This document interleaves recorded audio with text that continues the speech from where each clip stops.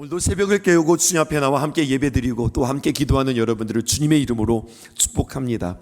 공부하느라 회사 다니느라 여러분 많이 피곤하시지요? 하지만 오늘 귀한 말씀으로 공급받고 또 오늘 또 활력 있게 살아가는 저 여러분들 되었으면 참 좋겠습니다. 좌우 살피시면서 함께 인사하시지요. 하나님의 은혜와 평화가 함께하기를 축복합니다. 우리 함께 인사하십시다. 하나님의 은혜와 평화가 가득하기를 축복합니다. 여러분 열심히 권면해 주시고 열심히 신청해 주셔서 기도의 용사 300명이 훌쩍 넘었습니다. 저희는 그냥 300명 칸만 만들어서 저희 믿음이 좀 부족했던 것 같아요. 이름이 넘치게 되었는데요. 하여튼 이름이 있든 없든 천국은 침노하는 자의 것이라 하였으니까 열심히 선착순으로 는 사람들이 여러분 300명 달려가는 거고요. 혹여나 보면서 아무 스티커가 붙지 않은 사람들 이름 바꾸기 하겠습니다. 그러니까 여러분 부지런히 나오셔서 하나님 앞에 귀한 은혜 도장 찍으며 무엇보다도 붙이는 게 중요한 게 아니라 하나님과 닿는 게 중요한 겁니다. 그렇게 저와 여러분들 승리하시기 원합니다. 히브리서 11장은요 믿음의 선진들이 믿음으로 살았던 삶과 그 증거들을 우리에게 소개한 뒤에 11장 뒤에 히브리서 12장이 나오는데 다음과 같이 시작합니다. 그러므로 우리에게 구름같이 둘러싼 허다한 증인들이 있으니 모든 무거운 것과 얽매이기 쉬운 죄를 벗어버리고 인내로써 우리 앞에 당한 경주를 경주하며 믿음의 주여 또 온전케 하시는 이인 예수를 바라보자. 이렇게 12장이 기록되어 있습니다. 우리 앞에 당한 경주, 전에 여러분들에게 말씀드린 적이 있는데요. 이 믿음의 마라톤의 경주를 한 성도가 결승점에 가까운 스타디움에 들어올 때에 모든 관객들이 그 자리에서 일어나 할렐루야를 외치며 응원해주는 구름과 같이 허다한 증인들을 여러분들 생각해 보세요. 관객뿐만 아니라 믿음의 경주 앞에서 여러분 이 경주를 이미 마쳤던 믿음의 주자들까지도 내게로 달려와 믿음의 경주를 잘 마쳤노라고 축하한다고 환호해주는 그 모습을 여러분들 상상해 보십시오. 얼마나 우리의 가슴 가운데 가슴이 벅찰까요? 믿음의 사람들 열거되어진 히브리서 11장에 등장되어지는 이 삶의 이야기는 우리의 삶의 귀한 모델이 될 뿐만 아니라 여러분 이들은 우리의 믿음의 귀한 모델일 뿐만 아니라 천국에서 함께 만나서 함께 격려하고 함께 축하하고 함께 우리들을 지지해 줄 자들이라고 하는 사실들을 기억하셨으면 좋겠습니다. 그러니까 오늘 이들의 이름들이 우리에게는 더 새롭게 또 이들의 삶의 이야기들은 우리에게 더 다른 느낌들로 다가오게 됩니다. 두 번째, 어제는 아벨에 이어서 에녹을 우리가 만나게 되었습니다. 모두가 다 특별한 그들만의 아주 고유한 색깔의 믿음을 가진 사람들이었거든요. 오늘 우리는 에녹을 만나면서 에녹에는 어떤 특별한 믿음이 있었을까? 그에게는 어떤 특별한 믿음이 있었기에 그 믿음의 전당에 당당하게 그 이름이 새겨질 수 있었을까? 우리는 그의 믿음을 어떻게 본받아야 할까? 오늘 말씀을 통하여서 함께 생각해 보고자 합니다. 에녹하면 누구나 다 이렇게 생각하죠. 죽음을 맛보지 않고 하늘로 올라간 사람, 이렇게 우리는 알고 있습니다. 히브리서 11장 5절에 있는 말씀이에요. 믿음으로 에녹은 죽음을 보지 않고 옮겨졌으니 하나님이 그를 옮기심으로 다시 보이지 아니하였느니라. 그러므로 에녹의 믿음의 초점은 어디에 있는가? 많은 이들은 그가 죽음을 보지 않고 옮겨졌다, 여기에 초점이 있는데요. 여러분, 그는 죽음을 맛보지 않고 천국에 올라간 것이 중요한 것이 아니라 오늘 성경은 죽었다 죽지 않았다 이것을 강조하고 있지 않습니다. 옮겨지기 전에 그는 어떤 사람이었느냐? 하나님을 기쁘시게 하는 사람이었다. 여기에 초점이 있어요. 오늘 본문에 보면은요, 창세기 5장은 족보의 이야기인데 이 족보의 이야기에 패턴이 있어요. 누구는 누구를 낳았고 몇 살을 지냈으며 자녀들을 낳았으며 그는 몇 살에 죽었더라. 이 이야기가 반복되어진 거거든요. 그런데 에녹에 이르러 이 패턴이 싹 바뀝니다. 창세기 5장은 족보의 이야기예요. 근데 에녹은요 이렇게 표현되어 있어요. 5장 21절에서 22절이에요. 에녹은 65세에 무드셀라를 낳았고 무드셀라를 낳은 후에 300년을 하나님과 동행하며 자녀를 낳았으며 그는 365세를 살았더라. 에녹이 하나님과 동행하더니 하나님이 그를 데려가심으로 세상에 있지 아니하였더라. 강조되는 표현이 있습니다. 그것은 바로 동행하였더라. 에녹은 하나님과 동행하였다 두 번이나 등장해요. 성경을 기준으로 하나님과 동행했던 최초의 사람이 에녹이기도 합니다. 그러므로 여러분, 에녹의 빛나는 신앙은 바로 주님과 우리 하나님과 동행했던 신앙이라는 거예요. 우리는 죽지 않고 그가 하늘로 옮겨졌다, 여기에 관심이 있지만, 우리는 죽음에 대한 관심이 많이 있지만 성경은요 별로 그렇게 죽음을 중요하게 여기지 않아요.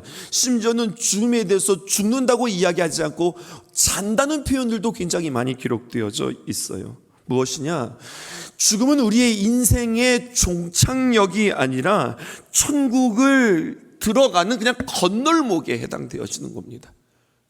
성경은 우리에게 죽음을 그렇게 중요하게 여기지 않아요.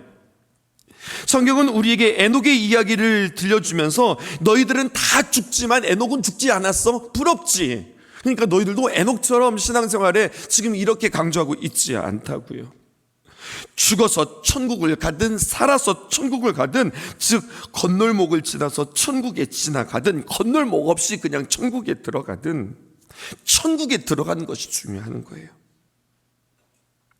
우리의 죽음이 우리에게는 진지하지만 성경은 별로 심각하지 않았다고요. 하나님과 동행한 삶, 이게 중요하다고 우리에게 이야기하고 있습니다. 오늘 본문을 보실까요? 에녹은요 65세 무드셀라를 낳았고, 여기까지는 여느 사람들과 별 차이가 없는 표현이에요. 그러다가 365년 하나님 없이, 하나님 동행 없이 산 세월이었어요. 65년, 앞에 65년. 그리고 여러분, 그 뒤에 표현이 달라지는데 무드셀라를 낳은 후에 300년을 하나님과 동행하며, 이렇게 되어 있어요. 65세는 그냥 똑같은 인생이었어요. 별반 다를 바가 없는데, 그런데 여러분, 무드셀라를 낳은 뒤에 그때를 기점으로 하여서 300년 동안 하나님과 동행하는 삶을 살았다, 이렇게 이야기하면 도대체 무드셀라를 낳으면서 에녹에게는 무슨 일이 일어났던 것일까요? 자녀를 낳을 쯤에 하나님께서 그에게 계시를 보여주셨어요. 그리고 그는 계시에 놀랐습니다.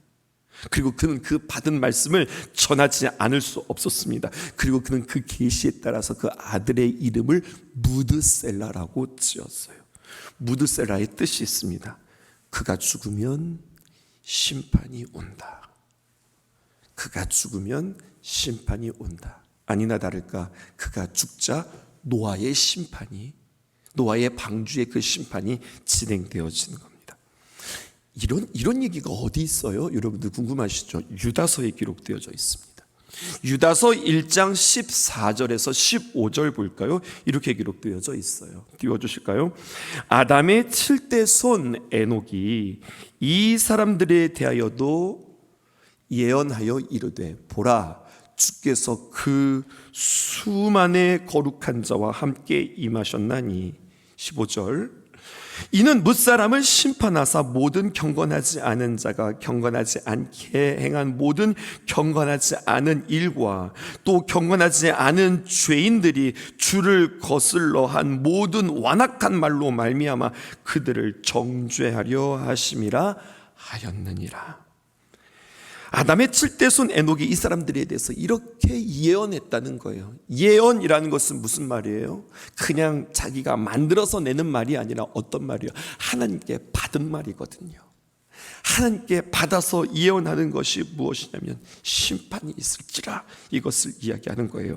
그리고 그는 그렇게 외칠 뿐만 아니라 더 그것을 강조하기 위해서 그의 아들의 이름을 무드셀라라 지었으니 그가 죽으면 심판이 온다, 이렇게 지었어요. 근데 저는 이 말씀을 듣는데 왜 가슴이 이렇게 뭉클할까요? 여러분 그거 아세요? 세상에서 인류 가운데 가장 오래 산 사람이 누군 줄 아세요? 무드셀라예요. 집에 가셔서 무드셀라가 몇 년 샀는지 여러분들 보세요. 에녹보다 거의 3배를 살았던 사람입니다. 왜 이렇게 오래 살았어요? 그는 원래 건강 체질이었을까? 아니면 건강한 음식을 먹었을까? 아니면 자기 관리를 철저히 하고 운동을 잘했을까? 아니요, 거기에 있지 않아요. 왜 이렇게 무드셀라만 유독 그의 인생을 길게 하셨을까요? 무드셀라가 죽으면 뭐가 임하는 거예요? 심판이 임하는 거예요. 그러니까 하나님은 기다리고 또 기다리고 인내하는 하나님의 마음이 무드셀라의 그 나이에 고스란히 이렇게 담겨져 있는 모습을 보게 되어져요. 하나님이 이 땅의 사람들을 향하여서 그렇게 참으셨다, 돌아오기를 그렇게 기다리셨다, 인내하셨다, 이렇게 말씀하고 있어요. 우리는 그렇게 하나님을 기다리게 하는 자가 아니라 얼른 하나님과 동행하는 귀한 자 되어지기를 주님의 이름으로 축복합니다. 오늘 그 주님과 동행하는 2가지의 방법을 여러분들에게 가르쳐 드릴게요. 히브리서 11장 6절에 이렇게 이야기합니다. 에녹에 대해서 이야기한 뒤에 믿음이 없이는 하나님을 기쁘시게 하지 못하나니 하나님께 나아가는 자. 여러분, 하나님 앞에 나오셨어요? 하나님 앞에 기도하러 나오셨어요? 하나님께 나아가온 자는 2가지 하라는 거예요. 반드시 그가 계신 것과 또한 그가 자기를 찾는 자들에게 상 주시는 이심을 믿어야 할지니라. 아멘이십니까? 하나님께 나아가는 자, 오늘 이 새벽 제단을 쌓고 우리와 함께 기도의 대행진을 하고 주님과 동행 40일 걸어가는 여러분들이요, 첫째는 하나님이 계시다는 것을 믿는 것, 2번째는 자기를 찾는 자들에게 상 주시는 이심을 믿는 것, 이것이 중요합니다. 구체적으로 이 2가지만 살펴보십시다. 첫 번째, 하나님의 계심을 여러분들 신뢰하십시오. 첫 번째 대지, 하나님께 나아가는 자는 반드시 하나님이 계신 것을 신뢰하는 사람입니다. 하나님을 신뢰한다는 것은요, 다른 말로 표현하면 잘 따라오셔야 돼요. 내가 하나님을 믿어요, 하나님을 신뢰해요 라고 하는 것의 동의어는 하나님의 말씀을 신뢰해요, 이런 뜻이에요. 그러면 하나님의 말씀이 특별히 에녹에게 뭐라고 말씀해 주셨어요? 이걸 말씀해 주시는 거예요. 반드시 이 세상에 끝이 있다. 우리의 인생에 끝이 있다. 끝이 있는 뒤에는 믿는 자들에게는 천국이, 믿지 않는 자들에게는 지옥의 심판이 있음을 기억하고 너희들은 그것을 바라보면서 살아가는 것, 이것이 하나님이 계신 것을 믿는 것이요, 하나님의 말씀을 믿는 것이요, 이렇게 생각하는 사람이 제대로 하나님과 동행할 수 있다. 성경은 이것을 우리에게 이야기해요. 오늘도 우리가 9시에 장례식장 가게 되어질 텐데요, 여러분, 장례식장 갈 때마다 그저 위로하고 그냥 나도 한번 가고 당신도 나도 한번 오고 뭐 이런 의미로 가는 것이 아니라 우리는 진지하게 장례식장에서 우리의 인생을 다시 한번 돌아보고 인생에 주는 하나님의 귀한 교훈을 우리의 마음속에 새겨야 할 것이에요. 장례식장에 가면서 어떻게든지 똑같은 설교하지 않으려고 그래요. 그때마다 우리에게 주시는 귀한 말씀, 너무나도 우리에게 중요하고 분명한, 여러분, 우리의 시각적 도구가, 교보제가 우리 안에 펼쳐지는 거잖아요. 그 앞에 우리가 주님 바라보며 또 우리의 죽음의 한계를 바라보며 인생은 이런 거구나라는 것을 철저하게 느낄 때 우리는 주님과 동행할 수 있어요. 해바라기, 여러분 기억하세요? 해바라기 선플라워라고 그래요. 해를 바라본다고 그래서 해바라기래요. 심지어는요, 구름이 있어도 해바라기는 해를 바라본대요. 구름 너머에 있는 해를 바라본대요. 우리 또한 마찬가지입니다. 주님 바라보는 주바라기 될 수 있었으면 참 좋겠습니다. 우리의 눈도 마찬가지입니다. 영안이 열렸다고 하는 것은요, 귀신도 보고 천사도 보고 여러분의 사람들이 있는 죄도 보고, 여러분 이게 영안의 눈이 열린 게 아니에요. 진짜 영안의 눈이 열린 사람은 여러분 이런 거 보면은요 교만하게 돼요. 오히려 주목해서 보는 거예요. 뭐를 바라보는 거예요? 천국 보는 거예요. 또 뭐를 보는 거예요? 심판을 보는 거예요. 그러면 오늘 내가 어떻게 살지가 결정되는 거예요. 다음 세대를 향한 신앙교육도 마찬가지입니다. 아이들에게 주님과 동행하고 있음을 여러분들 보여주셔야 돼요. 할머니, 할아버지들, 특별히 이제 막 아이를 낳는 여러분, 또 이제 아이를 낳으려고 준비하는 여러분 말이에요. 아이들에게 이야기해줘요. 아이들에게 조심스럽지만 이야기합니다. 가정교육의 실패의 예를 여러분들에게 말씀드릴게요. 아이들에게, 야, 아빠 엄마는 세상에서 내가 제일 좋아, 세상에서 너를 제일 사랑해, 이렇게 이야기하잖아요. 이것만 있으면 글쎄요, 아이에게 자존감은 주어지고 아이의 인성교육은 성공할지 모르지만 아이의 신앙교육은 실패라고 할 수 있어요. 저희 부모님은 이렇게 가르쳐 주셨어요. 저희들 앞에서 아빠는 하나님이 소중하다, 엄마는 하나님이 소중하다, 이렇게 가르쳐 주셨어요. 아이들에게 이야기해 주세요. 얘들아, 나중에 어떻게 될런지 몰라. 무슨 일이 있어서 어쩌면 엄마 아빠가 먼저 죽을런지도 몰라. 엄마 아빠가 없게 될 수도 있어. 그래도 괜찮은 거야, 알았지? 우리는 천국에서 만날 거니까. 엄마가 먼저 가서 기다리는 거야. 아빠 보고 싶으면, 엄마 보고 싶으면 예수님 잘 믿고 살다가 우리 모두 천국에서 만나는 거야. 이렇게 이야기해 주셔야 되는 거예요. 엄마 아빠, 너가 참 사랑해. 엄마 아빠, 내가 참 소중해.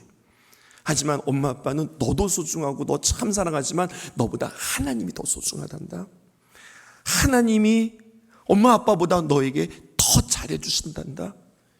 이것들을 이야기해 주셔야 해요. 여러분, 우리의 마음속에 정말로 하나님을 믿고 우리가 천국을 바라보고 심판을 바라본다고 하면서, 우리가 그것을 믿는다고 하면서 우리의 실생활에서 내 사랑하는 가족이, 내 남편이, 나의 부모가, 나의 자녀가 그렇게 신앙생활함에 있어서 나는 오늘 어떤 마음들로 그들에게 다가가고 어떤 이야기들을 해주는가 한번 돌이켜볼 필요가 있다고 하는 사실이에요. 언제나 신방가면서도 늘 가슴 아픈 이야기지만 성도들이 자녀들의 신앙의 문제를 가지고 정말로 가슴을 찢으면서 여러분들 기도하시죠. 포기하지 마시고 끝까지 기도하시고 정말로 모든 내 사랑하는 귀한 가족들을 구원하는 귀한 일들에 여러분들 아름답게 쓰임받을 수 있기를 주님의 이름으로 축복합니다. 23절 보세요. 그는 365세를 살았더라, 이렇게 기록되어져 있어요. 1년이 며칠이에요? 365일. 근데 뭐 그거와 상관이 있을지 상관이 없을지는 잘 모르겠지만 중요한 사실은요, 무드셀라보다 그는 3분의 1밖에 살지 못했어요. 그 당시의 나이로는요, 365살을 산 것은요, 오래 산 거 아니에요. 단명한 거예요. 그 당시에 사람들은 아이고 요절했네, 아쉽네, 이렇게 이야기할런지 모르겠어요. 그런데 여러분, 성경은 우리에게 이렇게 이야기해요. 에녹은 무드셀라뿐만 아니라 다른 이들보다 훨씬 적게 살았지만 얼마나 오래 사느냐가 중요한 것이 아니다. 그가 어떤 삶을 사느냐가 중요한 것이다. 이것은 바로 주님과 동행하는 삶이요, 주님께서 기뻐하는 삶이다. 성경은 우리에게 이야기하고 있습니다. 주님과 동행하는 삶, 이것이 하나님을 기쁘시게 한다. 어떻게 동행하느냐 가르쳐 드렸어요. 하나님을 주목하고 하나님을 바라보는 거예요. 하나님을 주목하고 하나님을 바라본다, 하나님의 귀한 말씀을 기억한다는 것은 무엇이에요?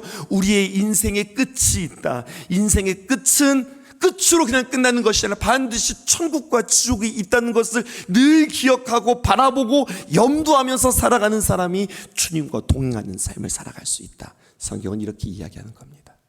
끝으로 두 번째, 우리가 하나님을 기쁘시게 하기 위해서 우리는 어떻게 해야 할까요? 하나님께서는요, 우리에게 상 주시는 이심을 여러분들 신뢰하고 믿으면서 살아가는 사람이 되어야 합니다. 자기를 찾는 자들에게 상 주시는 이심을 믿어야 한다. 성경은 우리에게 이렇게 이야기합니다. 창세기 4장에 보면 가인은요, 성을 건축하였어요. 야발은요, 가축을 치는 자의 조상이 되었어요. 유발은요, 수금과 퉁소를 잡는 조상이 되었고요. 두발 가인은 구리와 쇠로 여러 가지 많은 기구를 만드는 사람이었어요. 그런데 에녹은요, 에녹은 뭐 특별한 게 없어요. 창세기 3장 22절에 보니까 무드셀라를 설명하기를 무드셀라의 어떤 특징이 없어요. 이렇게만 기록되어 있습니다. 무드셀라를 낳은 후에 300년을 하나님과 동행하며 자녀를 낳았으며, 그가 한 일은 자녀 낳고 그냥 산 일밖에 없어요. 자녀를 기르면서 살아가는 그냥 평범한 삶을 살았어요. 그런데 하나님께 상 받았어요. 특별하지 않은 그가 상 받았어요. 어떻게 상을 받았을까요? 자신을 찾는 자들에게 상 주시는 이시다, 성경이 우리에게 이야기했는데, 그런데 그의 삶에는 어떤 특별한 특징이 없다? 그럼 이것은 이런 결론이 나는 겁니다. 에녹, 별다른 특별한 일들은 없었지만 늘 그의 일상 속에, 평범함 속에 하나님을 끊임없이 찾음으로 말미암아 하나님으로부터 상 받는 자였다. 여러분, 이것이 바로 에녹의 기도의 특징이라 할 수 있겠습니다. 그냥 일상적인 것, 소소한 것, 우리의 삶에 그냥 모두가 다 일어날 수 있는 것들에 대해서 그냥 사는 것이 아니라 이걸 가지고 하나님을 찾는 자가 되었다고 하는 이야기예요. 하나님께서 기뻐하시는 기도, 하나님께서 주목하시는 기도, 하나님께서 상 주시는 기도는, 그것은 하나님과 나와의 관계 속에서 아주 사소한 것들, 별거 아닌 것들까지도 다 하나님께 올려드리며 시콜콜 하나님께 맡기고 의지하고 주님께 부탁하고 주님께서 뭐라고 하시나 듣기를 원하는 거, 하나님께서 이거 참 기뻐하신다는 거예요. 그리고 그런 자에게 상 주신다는 거예요. 하나님과 여러분들 친하세요? 하나님과 친밀하세요? 친밀하다는 것은 무엇일까요? 아모스 3장 3절에 이렇게 이야기합니다. 두 사람이 뜻이 같지 않은데 어찌 동행하겠으며. 친하다는 이야기는요, 뜻이 같다는 거예요. 뜻이라고 하는 것은 의지예요. 의지는 뭐예요? 뭔가를 열심히 하는 거예요. 하나님이 뭔가 열심히 하고 계세요. 졸지도 주무시지도 않고 열심히 하고 계세요. 우리도 뭔가를 열심히 해요. 근데 그 열심이 하나님의 열심이 나의 열심과 똑같아요. 그러면 뜻이 같은 거예요. 그 뜻이 같으면 주님과 동행하는 거예요. 미가서 6장 8절 유명한 말씀이지요. 사람아, 주께서 선한 것이 무엇임을 너희에게 보이셨으니. 사람아, 주께서 선한 것, 좋다, 도브, 야 이건 진짜 좋은 거야 라고 하는 것을 너희에게 보이셨단다. 하나님, 그게 뭐예요? 이렇게 이야기하죠. 사람아, 주께서 선한 것이 무엇임을 너희에게 보이셨나니 여호와께서 내게 구하시는 것은, 하나님이 나에게 구하는 게 있대요. 오직 정의를 행하며 인자를 사랑하며 겸손하게 내 하나님과 함께 동행하는 것이 아니더냐. 여러분, 하나님과 함께 겸손하게 행하는 것, 이것을 주님께서는 기뻐하시고 그러한 자에게 상 주신다는 거예요. 같은 곳을 바라보고 같이 열심을 내고 하나님과 같이 하는 것, 나 혼자 하는 게 아니라 주님과 같이 하는 것, 공부도 주님과 같이 하고 사역도 주님과 같이 하고 일도 같이 하고 어디 갈 때도 주님과 같이 하고 고민도 같이 하고 기쁨도 같이 하고 감사도 같이 하고 힘들고 어려운 일들도 주님 앞에 같이 하고. 여러분, 이것이 주님과 함께 동행하는 거예요. 그럴 때 어떤 자가 겸손히 내 하나님과 함께 동행하는 것이 아니냐. 겸손한 것, 그것은 나를 낮추는 것이 아니라 뭐라 하였어요? 주님을 높이는 것이 겸손이라 하였지요. 상대방을 높이는 것이 겸손이다. 겸손하게 하나님과 함께 일을 행하며 나아가는 것, 하나님을 높이면서, 그렇죠, 하나님이 맞죠, 하나님이 더 잘하시죠, 하나님이 다 이루어주시죠, 하나님께서 나보다 더 잘하시죠, 늘 고백하는 것, 이것을 의지하는 것이 동행하는 것입니다. 주와 함께 길 가는 것 어찌 즐겁지 아니한가. 여러분, 일방적인 관계는요, 깊은 사귐으로 나아갈 수 없어요. 한쪽만 사랑하는 짝사랑은 아픈 사랑이에요. 하나님과의 관계도 마찬가지예요. 기도하면 내 마음이 정리되고 사랑할 힘을 얻고 용서하고 이해할 마음을 얻게 되어지고요, 또 전혀 몰랐던 것들을 깨닫게 하시고 정리하게 하심을 경험하기에 우리는 기도하지 않을 수 없어요. 그렇게 주님께서 우리의 마음도 다시 만들어 주시는 거죠. 사귐이라고 할 때요, 사귐에 대해서 가장 잘 표현한 성경이 있어요. 여러분, 이 말씀 드리고 마칠게요. 고린도전서 6장 13절에 있는 말씀입니다. 음식은 배를 위하여 있고 배는 음식을 위하여 있으나, 여러분 먼저 비유로 이야기해요.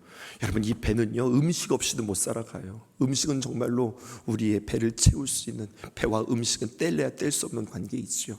근데 하나님은요 이것저것 다 배하신다. 다른 말로 표현하면 하나님께 진짜 중요한 게 있다는 거예요. 우리의 몸은 음식을 위하여 있는 것이 아니라, 음란을 위하여 있는 것이 아니라, 우리의 몸은요 무엇을 위하여서 있는 거예요? 주를 위하여서 있는 거예요. 근데 여러분 보세요. 주를 위하여서 있다라고 하는 표현을 강조하기 위해서 성경은 무슨 이야기를 하냐면 몸은 음란을 위하여 있지 않다 이렇게 이야기해요.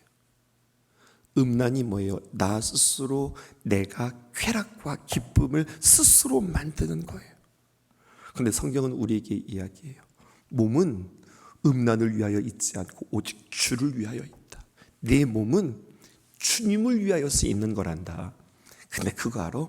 주님은 내 몸을 위하여서 계신단다. 이것이 주님과 우리와의 사귐의 이야기예요. 내 몸을 내가 챙기는 것이 아니라 여러분 하나님이 내 몸 챙기시는 겁니다. 내가 내 즐거움을 만드는 것이 아니라 하나님이 나에게 기쁨을 주시는 겁니다. 더 정확하게 표현해 볼까요? 내가 내 건강을 챙기는 것이 아니라 실제 건강은 하나님께서 우리에게 주시는 겁니다. 물론 우리가 할 수 있는 범위 내에서 우리가 잘 관리하고 잘 챙겨야 하고 잘 관리하겠죠. 근데 그렇게 내가 잘 챙기고 잘 관리한다고 내가 내 몸을 건사할 수 없다는 거예요. 성경이 우리에게 이야기하잖아요. 주께서 몸을 위하여 계신단다. 우리에게 말씀해 주세요. 주께서 너를 위하여 계신단다. 그러므로 우리는 주님을 위하여 있겠습니다.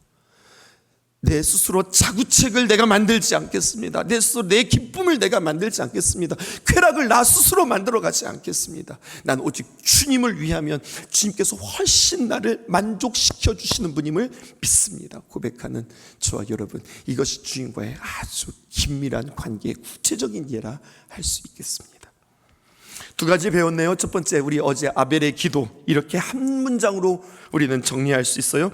핍박 속에서도 흔들리지 않는 기도. 오늘 에녹의 기도입니다. 어떻게 한 문장으로 만들 수 있을까요?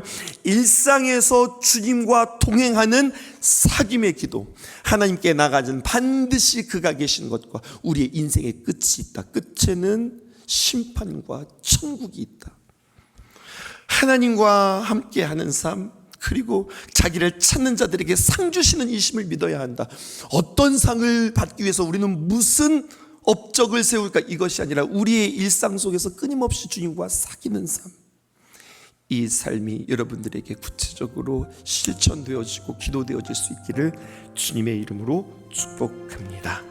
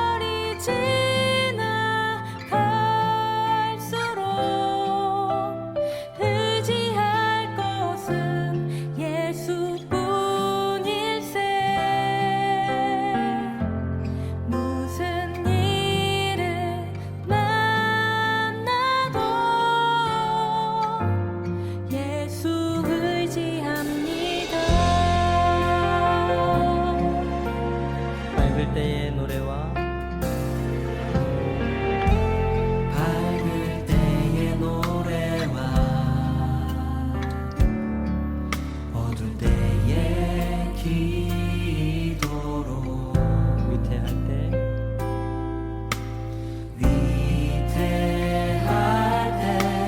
도움을 주께 간구합니다. 생명 있을 동안에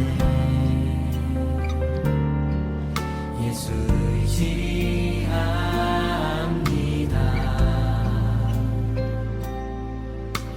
천국 올라가도록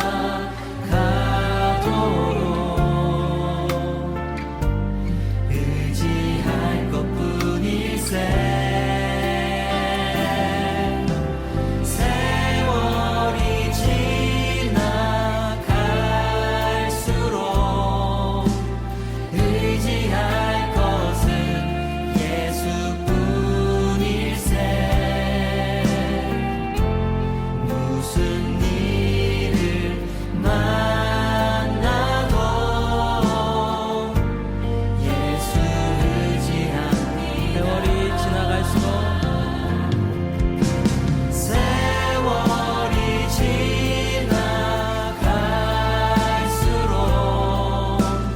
의지할 것은 예수뿐일세. 무슨 일을 만나도 예수 의지합니다. 의심과 어둠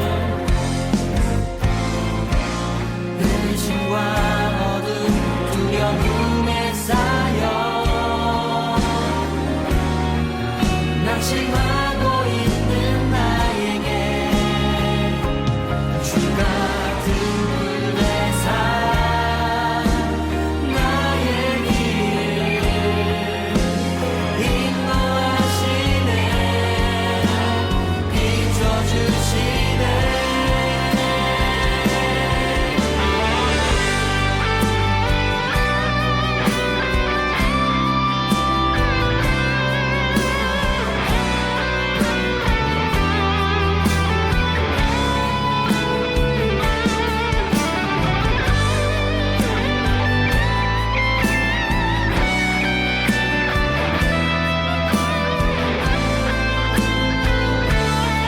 세월이 지나갈수록 세월이 지나갈수록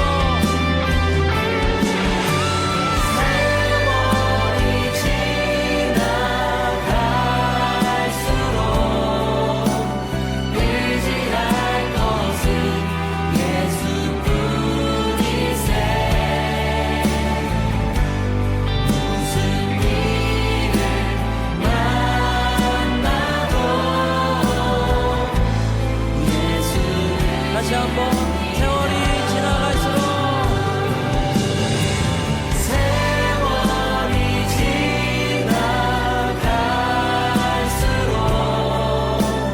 의지할 것은 예수뿐일세. 무슨 일을 만나도 예수 의지합니다. 무슨 일을 만나도 무슨 일을 만나도 예수 의지합니다.